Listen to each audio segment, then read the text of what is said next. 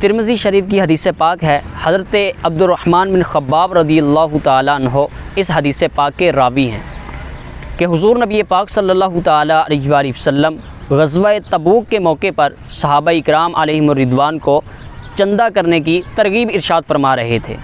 آپ نے ارشاد فرمایا، آپ نے اعلان فرمایا، آپ میں سے کوئی ہے جو اللہ کی راہ میں خرچ کرے؟ حضرت عثمان غنی رضی اللہ تعالیٰ عنہ مجلس میں سے کھڑے ہو کر عرض کرنے لگے، یا رسول اللہ صلی اللہ علیہ وسلم 100 اونٹ میری طرف سے قبول فرمائیں۔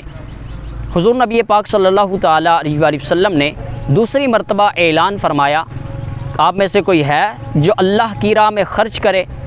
پھر حضرت عثمان غنی رضی اللہ تعالیٰ عنہ کھڑے ہو کر عرض کرنے لگے، یا رسول اللہ صلی اللہ علیہ وسلم 200 اونٹ میری طرف سے قبول فرمائیں۔ حضور نبی پاک صلی اللہ تعالیٰ علیہ وآلہ وسلم نے تیسری بار اعلان فرمایا کہ ہے کوئی راہ خدا میں خرچ کرنے والا؟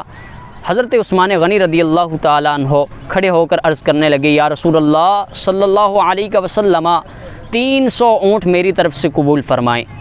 راوی فرماتے ہیں، حضور نبی پاک صلی اللہ تعالیٰ علیہ وآلہ وسلم منبر منور سے نیچے تشریف لے آئے اور 2 بار ارشاد فرمایا کہ آج سے عثمان جو کچھ کرے اس پر مواخذہ نہیں، آج سے عثمان جو کچھ کرے اس سے پوچھ گچھ نہیں، مواخذہ نہیں۔ آج کل دیکھا گیا ہے کہ چندے کا جب اعلان کرتے ہیں تو لوگ ہاتھ کھڑا کرتے ہیں، میری طرف سے مولانا 50,000 روپے، میری طرف سے 1,00,000 روپے، میری طرف سے 1 کروڑ روپے۔ جب دینے کی باری آتی ہے تو 1 روپے بھی نہیں دیتے۔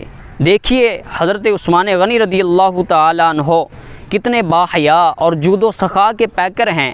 آپ رضی اللہ تعالیٰ عنہ نے اپنے اعلان سے بہت زیادہ چندہ پیش کیا۔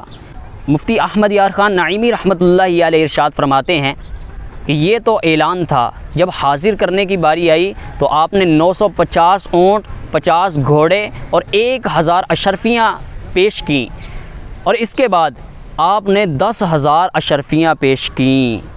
مجھے گر مل گیا بحر سخا کا ایک بھی قطرہ، مجھے گر مل گیا بحر سخا کا ایک بھی قطرہ، میرے آگے زمانے بھر کی ہوگی ہیج سلطانی۔ صلو علی الحبیب صلی اللہ تعالی علی محمد صلی اللہ علیہ وسلم۔